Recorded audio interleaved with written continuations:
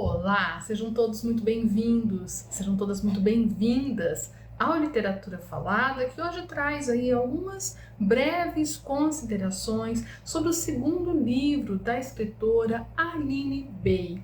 A Aline Bay, que andou aí nas paradas de sucesso, né? Ela ganhou o Prêmio São Paulo de Literatura com o primeiro livro dela, O Peso do Pássaro Morto, e depois com a pequena coreografia do Adeus, ela foi finalista do Prêmio Jabuti. Então eu trouxe aqui o livro dela, né, o segundo livro dela, A Pequena Coreografia, para fazer alguns breves comentários, né? O livro, ele traz um tema que não é um tema muito original, né? Ele é um tema até bastante comum, né? Que fala aí de uma família, né? De 3 pessoas, o casal e uma filha, a filha chamada Júlia, né? E é uma família aí um tanto disfuncional, né? Cheia de pessoas que têm uma relação difícil com o outro em aspecto amplo, né? Talvez principalmente na questão afetiva, né? E são pessoas assim que não compõem um conjunto agradável, né? Os componentes. Então é uma família que se desestrutura, né? Os pais se separam quando a Júlia ainda é uma mocinha, uma criança, uma mocinha, não fica muito claro, né? E aí as pessoas são, esses 3 componentes aí da família, eles são muito solitários, né, na sua própria vida e enfim. Então é um tema que não é um tema original, porém o tratamento que ela dá a essa matéria, né, é bastante original, peculiar e curioso. Trata-se de um romance escrito em versos ou um poema narrativo, não sei o que ficaria melhor para esse texto, tendo a dizer que é um romance escrito em versos, né? Porque a mim, durante a leitura, me pareceu que a questão narrativa se sobrepõe à questão da forma da poesia, né? Da questão do poema, né? Então me parece que a narrativa se sobrepõe, mas é só uma impressão minha, né? E nesse aspecto ele é muito inovador, muito curioso, e essa forma dela escrever é cativante, torna o texto envolvente e uma leitura que trata de um tema meio pesado, né, essa questão da família, das pessoas aí solitárias em seus próprios dramas, um desencontro, né, de expectativas, e é um tema pesado. Porém, o tratamento que ela dá faz com que o texto fique envolvente e você lê, se envolve, lê rapidamente. É um livro de pouco mais de 200 páginas que eu li em 2 dias, né? Então, ele tem esse aspecto muito interessante. Eu selecionei aqui uma passagem para ler para vocês, que trata no momento em que o pai da Júlia vai embora de casa e se separa da mãe. Então, eu vou disponibilizar o texto em tela para que você perceba a forma como ele é escrito, né? E a maneira como ela eventualmente trabalha até o tamanho das letras, né? Para tornar a linguagem, inclusive visualmente, significativa, né? A própria forma, ela transmite conteúdos, que é algo bastante afeito à linguagem poética, né? Então eu vou disponibilizar, vou ler para vocês uma passagem, e vocês me acompanhem aí ou ouçam, né? De tarde montamos um quebra-cabeça. Depois tiramos um cochilo no sofá. Minha mãe ficou no mercado até de noite e juro que não seria má ideia se ela morasse mesmo por lá. Eu já estava debaixo das cobertas quando ela voltou. Senti a mudança de temperatura.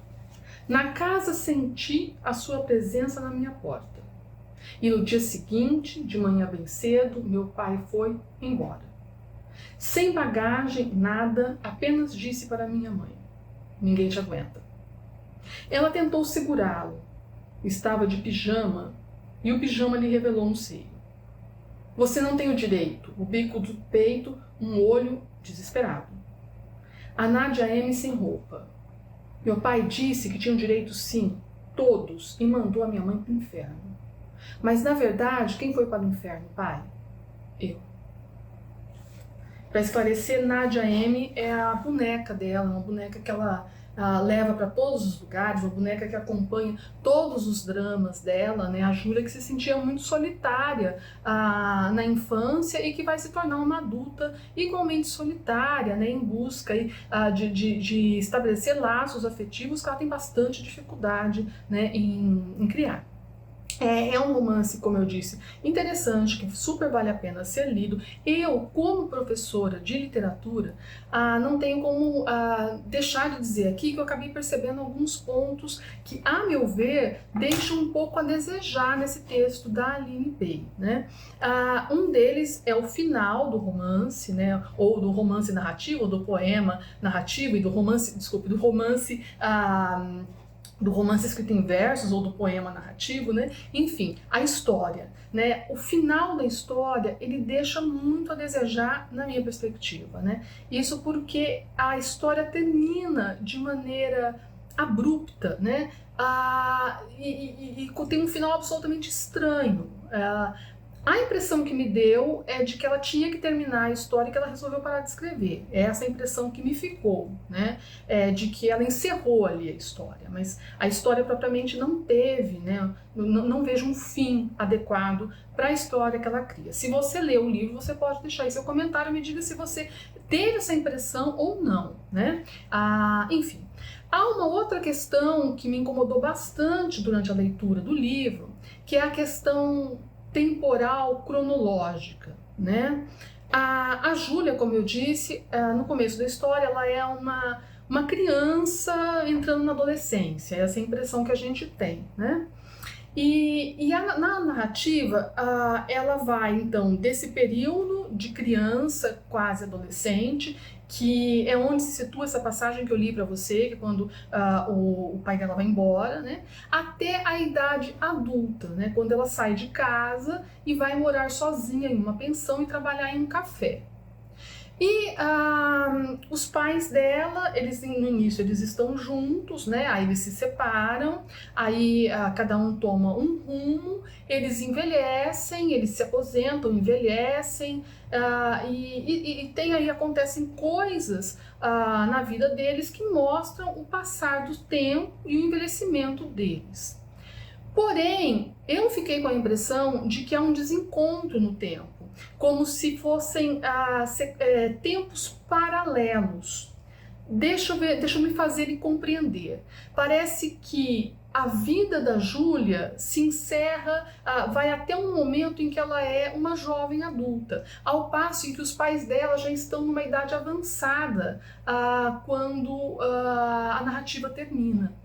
A maneira como ela narra, é um romance narrado em primeira pessoa, a maneira como ela narra e os conteúdos que ela traz pra gente dizem muito mais respeito a uma jovem adulta do que a uma mulher de vivência mais madura, que é o que seria mais condizente com a idade avançada dos pais. Não sei se você leu o livro, se você teve essa impressão. Então a gente fica sabendo, por exemplo, que a mãe dela começa a vender perfume quando ela está na adolescência, depois a gente fica sabendo que a mãe dela se aposentou vendendo perfume, aí a mãe dela, no fim a gente sabe que ela está doente devido ao envelhecimento, e enquanto isso a Júlia está lá escrevendo o diário dela, pensando em se tornar uma escritora, arrumando aí os primeiros namorados. Então me pareceu aí uma espécie de desencontro no tempo, uma falta de ajuste nesse aspecto. Isso não me parece ser algo intencional, né? A outra impressão que eu tive do romance é de que início ele iria tratar da formação dessa jovem em meio a uma família disfuncional, né? A uma mãe violenta e a um pai ausente. Mas a partir da metade do livro há um salto temporal, então a Júlia passa a ser uma moça mais independente, né? E há aí uma perda, né, desse objetivo que parecia ser o objetivo inicial. Então o romance ele passa a ser mais sobre a relação familiar do que parecia ser que seria no início. No início me parecia mais uma história pessoal de formação em meio a um conjunto disfuncional, né? Mas isso vai se alterando quando da metade, da segunda metade do romance para frente, que é quando aí tem um salto temporal, a Júlia sai de casa, vai ter uma vida independente, arruma um emprego, vai morar numa pensão, os pais se aposentam, os pais se envelhecem, enfim. É isso.